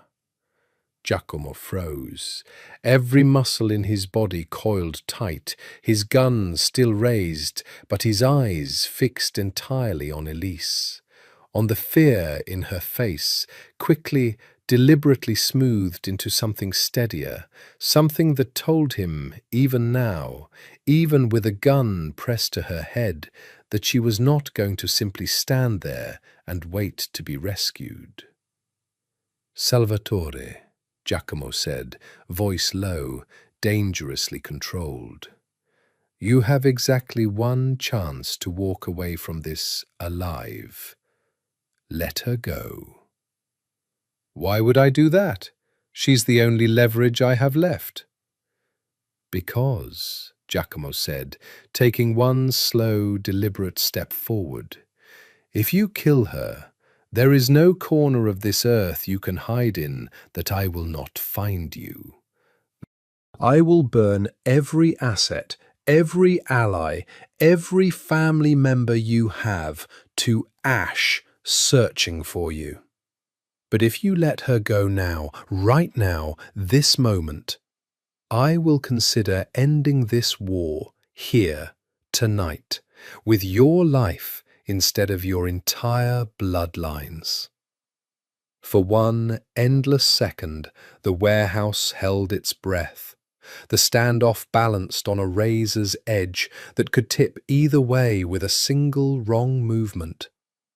Then Elise, with the same fearless precision that had once made her snap orders at a dying crime boss in a trauma bay, drove her elbow back into Salvatore's ribs with every ounce of strength her training had ever given her, twisting free of his grip in the half-second his grasp loosened in surprise. and the gunshot that followed rang out across the warehouse like the end of the world. Time seemed to fracture in the half-second after the gunshot. Elise hitting the concrete floor hard, rolling instinctively away from Salvatore as chaos erupted around her. Giacomo's scream of her name, tearing through the warehouse with a rawness she had never heard from him before, not even bleeding out on a gurney 6 months ago. But the bullet hadn't found her. Salvatore Cavallo staggered backward, a dark bloom spreading rapidly across his chest, his gun clattering to the concrete as his knees buckled beneath him. Dante's shot, fired the instant Salvatore's aim had wavered off Elise and toward the retreating threat of his own compromised position, finding its mark with brutal, practiced efficiency. "Elise!" Giacomo was at her side in an instant, hands moving over her frantically, checking for wounds, his composed exterior utterly shattered, replaced by something raw and terrified that she had never once seen on his face in all their months together. "Are you hit? Tell me you're not hit." "I'm okay," she gasped, adrenaline making her voice unsteady. "I'm okay, Giacomo. I'm not hurt." He pulled her into his arms with a force that nearly knocked the breath from her lungs, burying his face in her hair, his whole body shaking with the aftermath of terror she'd never imagined a man like him could feel. Around them, the gunfire had died down to sporadic, retreating exchanges, as Salvatore's remaining men, seeing their boss fallen, began scattering into the night rather than dying for a lost cause. "I told you," Giacomo said, voice breaking in a way she'd never heard. "I told you I would burn the world down before I let anything happen to you, and you walked in here alone anyway." "I was trying to protect you," she said, pulling back just enough to meet his eyes, her own filling with tears now that the adrenaline was beginning to ebb, replaced by the full, terrifying weight of how close this had come to ending in tragedy. "I didn't want more blood on your hands because of me. I thought I could talk to him, reason with him." "You cannot reason with a man who has spent 4 months planning your death as revenge," Giacomo said, fierce and shaking. "Elise, do you understand what almost happened here tonight? I almost lost you. I have buried my father. I have buried men I called brothers, and none of it compares to what I felt in the half-second between that gunshot and understanding you were still breathing." "I'm sorry," she whispered. "I'm so sorry. I just didn't know what else to do." "Never again," he said, cupping her face in both hands, forcing her to hold his gaze. "Promise me. Whatever happens, whatever threat comes, you come to me first. You do not walk into danger alone to spare me the cost of protecting you. I would rather burn this entire city to the ground 1,000 times over than lose you once." "I promise," she said, and meant it completely. The fierce, protective love in his eyes, making the promise feel less like surrender and more like the truest thing she'd ever agreed to. Behind them, on the warehouse floor, Salvatore Cavallo drew his last laboured breath, and the war that had begun with an ambush in a rainstorm 6 months earlier ended, finally, in the same brutal currency it had always demanded. Blood for blood, a debt paid in full. The aftermath took hours to manage. Dante and his men handling the grim, practical business of a warehouse full of bodies with the same efficient discretion they applied to everything, while Giacomo refused to let go of Elisa's hand for even a moment, driving her himself back to his penthouse, insisting over her protests that she was perfectly capable of examining her own minor scrapes and bruises, on personally cleaning the small cut on her elbow where she'd hit the concrete. "You don't have to do this," she said softly, watching him work with a careful, focused tenderness that contradicted everything the city believed about him. "I do," he said, not looking up from his task. "I need to do something with my hands right now, or I'm going to start shaking again." "Giacomo, I have never," he said, voice low and rough, finally meeting her eyes, "been afraid of anything the way I was afraid tonight. Not my father's death, not any war I've fought, not any threat against my own life. The thought of losing you." He broke off, something fracturing in his composed exterior that she had rarely glimpsed before. "I don't know how to survive that, Elise. I don't know how to be the man I am without you in the world now. That should frighten me. It only makes me more certain." "Certain of what?" He set down the antiseptic and took both her hands in his, kneeling before her with a solemnity that made her breath catch. "That I love you," he said simply, the words landing with more weight than any grand declaration could have carried. "Completely, irrevocably. I have loved you, I think, since the moment you told me to shut up while I was dying, and every day since has only made that love more absolute.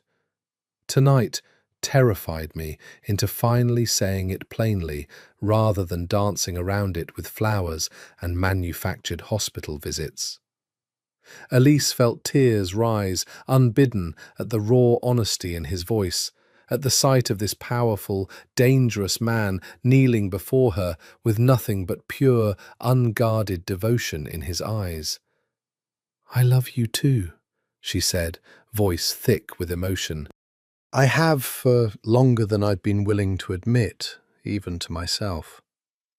He kissed her then, slow and deep and reverent, both of them shaking slightly with the aftermath of a night that had nearly ended everything, and Elise understood, in that kiss, that whatever came next, whatever dangers still lingered in the shadows of Giacomo Rizzo's world, she was exactly where she was meant to be.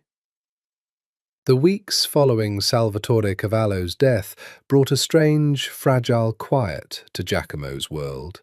The immediate threat neutralized, but the ripple effects of a fallen family still settling through the city's criminal ecosystem like aftershocks following an earthquake.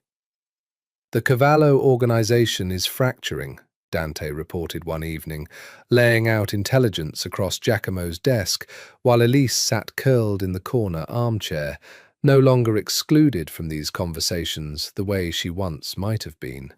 "Salvatore's lieutenants are already fighting each other for control. No unified leadership means no unified threat, at least for now. Keep eyes on all of them regardless," Giacomo said. "I won't be caught unprepared again." "Understood." Dante hesitated, glancing briefly at Elise before continuing, a silent question in his expression. "You can speak freely," Giacomo said. "She's not going anywhere, Dante. Get used to it." Something in Dante's carefully composed expression softened at that. 15 years of watching his boss build walls around himself, and here, finally, was a woman he'd chosen to let all the way in. "There's also been interest from the council." Elise straightened at that, unfamiliar with the term. "The council?"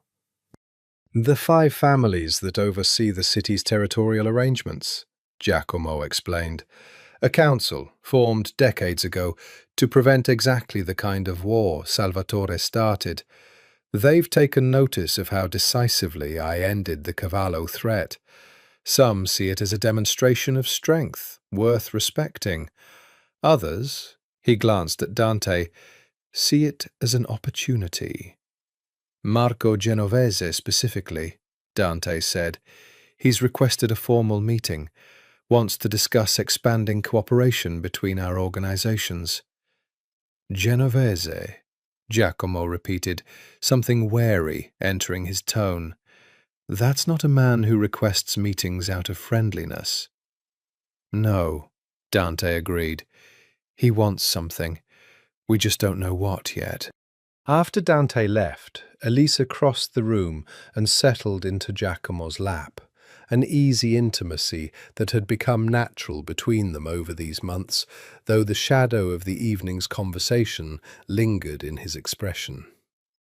"You're worried?" "I'm cautious," Giacomo corrected, though the distinction felt thin even to his own ears. Genovese is old world, calculating. He doesn't make moves without 3 contingencies already planned. If he wants a meeting, it's because he sees an advantage he intends to claim. "Do you think it involves me?" Giacomo's jaw tightened, an answer in itself. "I don't know, but I intend to find out before he has the chance to use whatever leverage he thinks he has." The meeting took place a week later at a neutral location arranged by long-standing council tradition, a private dining room at a restaurant owned by no single family, staffed by people loyal only to the peace the council had maintained for 3 decades. Marco Genovese was older than Giacomo expected from reputation alone, silver-haired, courtly, with the unhurried patience of a man who had outlasted 3 wars and countless younger rivals through sheer strategic patience rather than brute force. "Giacomo," Genovese rose to greet him, with genuine warmth that didn't fully mask the calculation beneath it. "I was sorry to hear about the trouble with Salvatore. Sorrier still that it took the near death of your doctor to resolve it. How is Dr. Marchetti, by the way?" "I understand she handled herself admirably." The casual mention of Elise's name, proof that Genovese knew far more about his personal life than Giacomo was comfortable with, set every instinct in him on alert. "She's well. What did you want to discuss, Marco?" "Straight to business. I appreciate that about you." Genovese gestured for Giacomo to sit. "I'll be direct, then. The council has watched you consolidate power for over a decade now, first taking your father's territory, then expanding it, and now absorbing much of what Salvatore left fractured behind him. You are, by any honest measure, the strongest family in this city today. Is there a question in this, or simply flattery?" Genovese smiled, unbothered by the bluntness. "The council has an opening. My own health," he gestured vaguely at himself, "is not what it once was. I intend to step back from active leadership within the year. I would like to propose that you take my seat when I do." Giacomo said nothing for a long moment, turning the offer over with the careful suspicion of a man who had learned, through hard experience, that nothing in this world was ever given without a price attached. "And what does the council expect in return for such generosity?" "Only what any council expects of its members," Genovese said smoothly. "Loyalty, discretion, and—" Here, finally, the true purpose of the meeting surfaced. "An understanding that a man in your position cannot afford entanglements that might compromise his judgment. Dr. Marchetti is, I understand, a rather significant entanglement." Giacomo's expression went utterly still, dangerously so. "Choose your next words very carefully, Marco." "I mean no disrespect," Genovese said, raising a placating hand. "I simply speak from experience. Love makes men vulnerable, Giacomo. Vulnerable men make mistakes." The council would need assurance that your attachment would never be used against you the way Salvatore attempted to use it. That is all I'm suggesting. And if I refuse to give that assurance? Then, I suppose, Genovese said, with the pleasant, unhurried menace of a man who had survived 30 years in this world precisely because he never showed his full hand at once, we will simply have to wait and see whether your enemies find a way to test that vulnerability before the council does. Giacomo didn't tell Elise about Genovese's veiled threat right away, a decision he would later recognize that was itself a mistake, an echo of exactly the kind of protective secrecy that had nearly gotten her killed at the Fairview docks. He spent 3 days in tense, closed-door meetings with Dante and his most trusted lieutenants, weighing the offer, weighing the threat buried inside it, searching for a way to secure both the council seat and the woman he loved without sacrificing either. "There isn't a clean solution," Dante told him bluntly on the 3rd night, the two of them alone in Giacomo's office long after midnight. "Genovese isn't wrong about the danger, boss. Every enemy you've ever made, every family that resents your rise, now knows exactly where to strike if they want to hurt you without touching you directly. Elise is a target as long as she's in your life, council seat or not. I'm aware. Are you also aware that taking the council seat means stepping into a level of visibility you've never had before? Every move scrutinized, every relationship examined for weakness. If you take Genovese's offer, the pressure on Elise only intensifies." Giacomo said nothing, staring out at the city lights beyond his window, the weight of an impossible choice settling over him with crushing finality. "What would you have me do, Dante? Walk away from her to protect the family? Or walk away from the family's future to protect her?" "I don't have an answer to that, boss. I don't think anyone does. But I think you need to let her make that choice with you, instead of making it for her in this office at 1 in the morning. Elise found him on the terrace the next evening, staring out at the skyline with an expression she'd rarely seen on him. Not the composed control he wore for the world, nor the warm openness he reserved for her alone, but something exhausted and conflicted, caught between 2 versions of himself. "You've been distant for 3 days," she said, settling beside him. "Talk to me." He told her everything: Genovese's offer, the veiled threat wrapped inside it, the impossible calculus of ambition and love that had kept him awake every night since. "He wants you to choose," Elise said quietly, once he'd finished, "between the seat and me. He wants me to prove that loving you won't compromise my judgment, which means, functionally, yes, some version of choosing." "And what have you decided?" Giacomo turned to face her fully, something fierce and absolute burning behind his dark eyes. "I decided 3 days ago, the moment he said your name in that room. I am not walking away from you for a council seat, Elise. I built this family into what it is without needing anyone's permission, and I will continue to expand it, protect it, lead it, with you beside me, not despite you. Giacomo, but," he continued before she could respond, "I need you to understand what that choice costs. Genovese is not a man who forgets a rejection. He will not act against us directly. He's too careful, too invested in council stability for that. But he will also not protect us the way he might have if I'd given him what he wanted. We will be more exposed, not less. I need you to know that before I finalize this." Elise was quiet for a long moment, weighing the full weight of what he was offering her. Not just love, but a life she had never once imagined for herself, dangerous and uncertain and utterly without the comfortable predictability she'd spent her whole career building. "Do you remember what I told you that night in the parking garage?" she asked finally. "That I wasn't running from whatever this became, no matter what it cost." "I remember."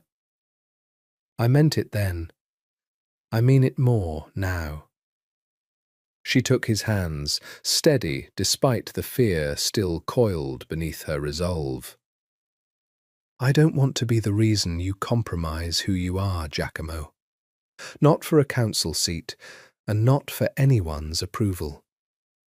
I chose this life the moment I chose you. I'm not walking away from it now because a dying man's rival got nervous about vulnerability." Something in Giacomo's expression broke open at that. Relief and fierce protective love in equal measure. And he pulled her into his arms with a certainty that felt, for the first time in days, entirely unburdened. "Then we face whatever comes together," he said against her hair. "Genovese, the council, whatever shadow decides to test us next. I would rather face all of it with you than rule this entire city alone." Neither of them yet knew how soon and how brutally that resolve would be tested again. The blow, when it came, arrived from a direction neither of them had anticipated. It was Camilla, Giacomo's own aunt, the woman who had cornered Elise in a parking garage months earlier, with warnings born, Elise had always believed, from genuine protective love, who delivered the news that shattered the fragile peace they'd built. "I need to speak with both of you," Camilla said, arriving unannounced at the penthouse on a grey Sunday morning, her usual composed elegance replaced by visible, uncharacteristic distress. "It's about Marco Genovese." "What about him?" Giacomo asked, instantly alert to the tension radiating off his aunt. "He came to me 3 days ago, privately." Camilla's hands, Elise noticed, were trembling slightly, a small telling detail from a woman who had built her entire public persona around unshakable composure. "He offered me the Foundation's full independence from family oversight, complete financial autonomy, no interference from you ever again, in exchange for information." "What information?" Giacomo's voice had gone dangerously quiet. "Anything that could be used to encourage your compliance with the Council's expectations, regarding Dr. Marchetti specifically." Camilla met Elise's eyes with genuine, unmistakable guilt.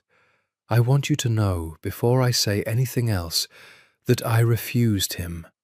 I told him I would rather run this foundation the way I always have than betray family for his convenience." "But," Giacomo prompted, sensing there was more. "But he made clear that if I didn't cooperate, he would find someone else within the organization who would.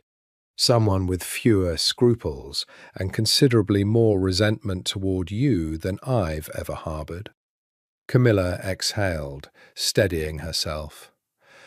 "Giacomo, I believe he already has. There have been unusual financial movements within the organization, money I can't fully trace, meetings between certain lieutenants and outside parties that don't add up. I think someone close to you has already agreed to Genovese's terms." The colour drained slightly from Giacomo's face.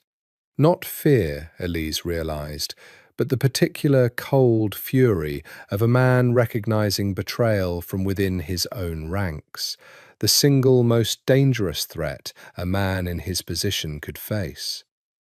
Who? I don't know for certain, but I have suspicions. Camilla hesitated, clearly reluctant to voice them. Vincent Ricci, your logistics lieutenant.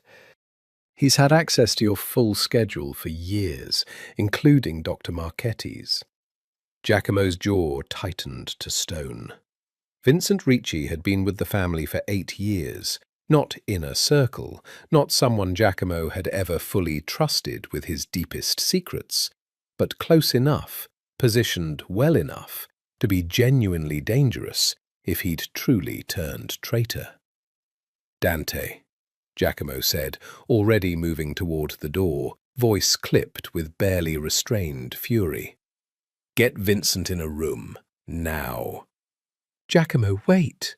Elise caught his arm, something urgent in her expression. If he's already working with Genovese, confronting him directly might just accelerate whatever's already in motion. Maybe there's a smarter way to handle this. Find out exactly what he's given them.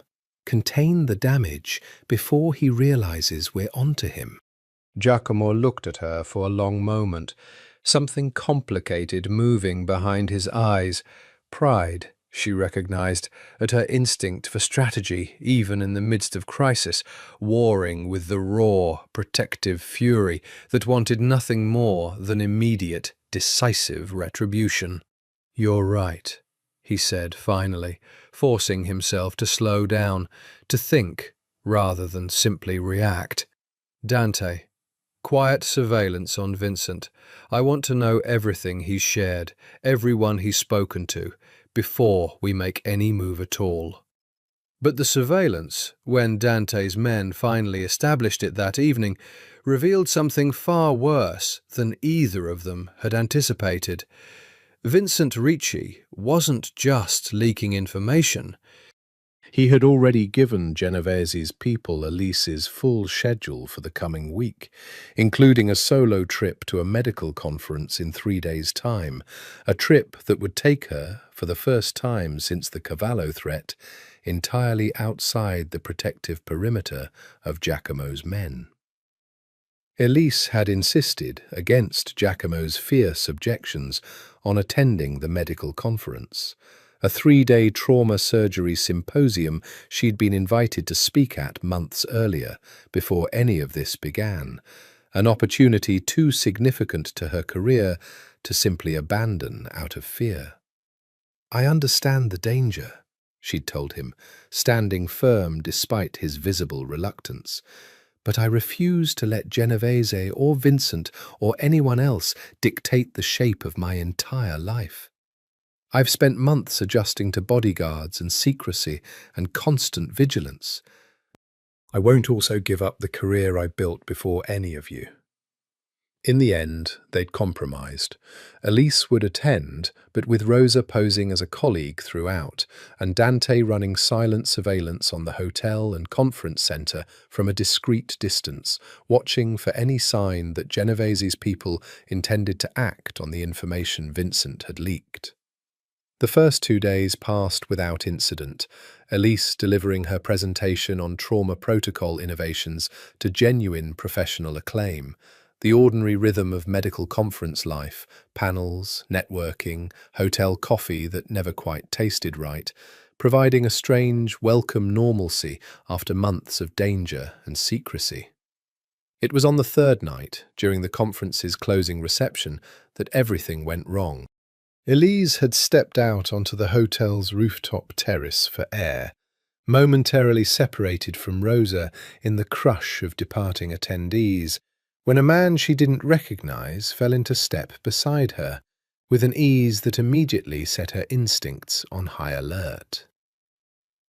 Dr. Marchetti, lovely presentation today. Thank you, she said carefully, already scanning for Rosa, for any familiar face, her pulse quickening with the particular alertness months of danger had trained into her. I'm sorry, have we met? Not formally. My name is Salvatore's associate. The man's smile turned cold, dropping any pretense entirely. Well, let's just say I'm someone with a vested interest in your safety, or lack thereof, Doctor. Elise's blood ran cold, every instinct screaming at her to run, to shout for help, to do anything except stand frozen on this rooftop with a stranger who had clearly been sent by Genovese's people, working through whatever information Vincent Ricci had provided. "I don't know what you want," she said, backing carefully toward the terrace door. "But if you touch me, Giacomo will—" "Giacomo isn't here," the man said, closing the distance with practiced ease. "That's rather the point, Doctor. Consider this a demonstration, for Mr. Genovese's benefit and for your boyfriend's. A reminder that no amount of money or muscle can protect you completely, not if the right people decide to make a point." Every ounce of medical training, every instinct honed through years of trauma response snapped into place in Elise as the man reached for her. She didn't scream, didn't freeze, but drove her knee upward with brutal precision, catching him off guard long enough to break free and sprint for the terrace doors, shouting for Rosa with every ounce of breath in her lungs.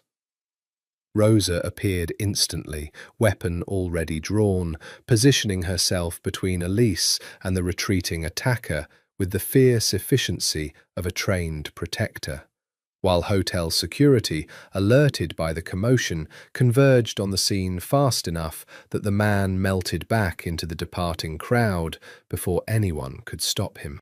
By the time Giacomo arrived, having driven at breakneck speed the moment Rosa's emergency call reached him, breaking every traffic law in the city to close the distance between them, Elise was shaken but unharmed, wrapped in a hotel blanket, giving a statement to hotel security with hands that hadn't quite stopped trembling. He crossed the room in an instant, pulling her into his arms with a desperation that spoke louder than any words could have, holding her so tightly she could feel his heart hammering against her cheek. "I'm okay," she whispered into his chest, though her own voice shook slightly with the aftermath of adrenaline. "Giacomo, I'm okay." "This ends now," he said, voice low and lethal, the full weight of his fury barely contained beneath his composed exterior. "Genovese wanted to test whether loving you compromised my judgment. He's about to find out exactly how catastrophically he miscalculated." The confrontation with Marco Genovese took place 4 days later, not in a neutral restaurant chosen by council tradition, but in Genovese's own home. Giacomo's deliberate, calculated statement that the old rules of careful diplomacy no longer applied to a man who had ordered an attack on the woman he loved.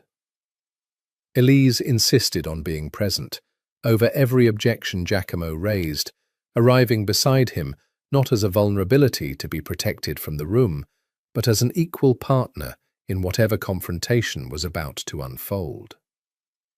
"You've made a grave miscalculation, Marco," Giacomo said, standing in the older man's private study with a controlled fury that filled the entire room. "You threatened Elise to force my compliance with the council. I want you to understand clearly that this was the single greatest mistake of your very long career." Genovese, to his credit, didn't flinch. 30 years of surviving this exact world had taught him better than to show fear, even when cornered. "I ordered no attack, Giacomo. Whatever happened at that conference was executed without my explicit knowledge." "Don't insult either of us with that lie," Giacomo cut in. "Vincent Ricci has already confessed everything. Every meeting, every payment, every piece of information he passed to your people. I have the recordings, Marco. Dante has spent the last 4 days ensuring that every council member, every family in this city will know exactly what you attempted, should anything happen to either of us. Something shifted in Genovese's expression, the first genuine flicker of concern beneath his careful composure. "What do you want, Giacomo?" "I want you to understand that your seat is no longer being offered to me. I don't need your council position, and I certainly don't need your approval to love the woman I've chosen." Giacomo's voice was ice-cold, absolute. "What I want, Marco, is for you to publicly acknowledge to the full council that you orchestrated an unauthorized attack on a civilian to manipulate a fellow family leader. You will resign your position voluntarily, effective immediately, and you will ensure that no further action, direct or indirect, is ever taken against Dr. Marchetti. In exchange, I will allow you to retire quietly, with your life and your family's safety intact. A courtesy, I should note, considerably more generous than you extended to us." The silence that followed stretched taut, dangerous, the full weight of the ultimatum settling over the room. "And if I refuse?" Genovese asked finally, though the resignation, already evident in his posture, suggested he already knew the answer. "Then I will do to you what I did to Salvatore Cavallo," Giacomo said simply, "except I will make certain the entire council watches it happen, so that no one else in this city ever again mistakes the woman I love for a weakness to be exploited." Genovese studied him for a long moment. This younger man who had, in the space of less than a year, weathered an assassination attempt, fallen in love against every rule of caution his world demanded, and emerged from both trials not weakened, but immeasurably more dangerous. "You've become something formidable, Giacomo," Genovese said finally, something almost like respect threading through the words. "More formidable, perhaps, than your father ever was. Very well, I accept your terms." 6 months later, the city had settled into a new, fragile equilibrium. Genovese's quiet retirement absorbed without incident into council tradition. Vincent Ricci's betrayal dealt with in ways Elise chose, deliberately not to ask too many questions about. The Rizzo family's power, more absolute and more secure than it had ever been under Giacomo's father. Elisa stood on the terrace of the penthouse she now officially called home, watching the sun set gold and orange across the city skyline, a glass of wine in hand, and a quiet, hard-won peace settled deep in her chest that she had never once expected to find in this particular life. "You're thinking too hard again," Giacomo said, joining her, wrapping his arms around her from behind, pressing a kiss to her temple. "I'm thinking about how impossible this would have sounded a year ago," she admitted, leaning back into him. A trauma surgeon falling in love with a mafia boss she met while trying to keep him from dying on her table. If a patient told me this story, I'd assume they were having a psychotic break. Giacomo laughed, the real, unguarded laugh she'd fallen in love with months ago. The one so few people in his world ever got to hear. "And yet, here we are." "Here we are," she agreed. He turned her gently to face him, something solemn entering his expression, despite the softness of the evening around them. "I have something to ask you," he said, and reached into his jacket, producing a small velvet box that made Elise's breath catch entirely in her throat. "I told you once that I am not a man who gives up on the things he wants. I have never wanted anything the way I want you, Not for a moment, not for a year, but for the rest of whatever life I have left to live. Elisa Marchetti, will you marry me? Tears rose, unbidden and unstoppable, as Elise looked at this man, dangerous and devoted, ruthless and tender, capable of things that would horrify most people, and equally capable of a love so absolute it had reshaped the entire architecture of her carefully ordered life. "Yes," she said, and the word carried the full weight of everything that had brought them here. A bullet wound, a flat line, a voice that refused to be silenced even by a dying man's stubborn pride, months of danger and devotion woven together into something neither of them could have predicted, and neither of them, now, could imagine living without.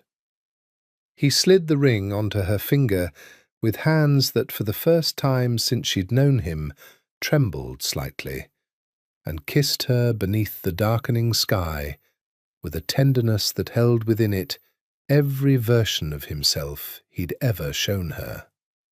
The cold, calculating boss the city feared, and the warm, unguarded man who had, against every rule his world demanded, let a fearless doctor save far more than just his life. Somewhere below them, the city continued its restless rhythm, indifferent as always to the fates of the powerful men who ruled its shadows. But on that terrace, wrapped in each other's arms as the last light faded from the sky, Giacomo Rizzo and Elise Marchetti understood with absolute certainty that whatever darkness the world still had in store for them, they would face it exactly as they'd faced everything since that first fateful night in the ER. Together, unafraid, and entirely, irrevocably bound to one another.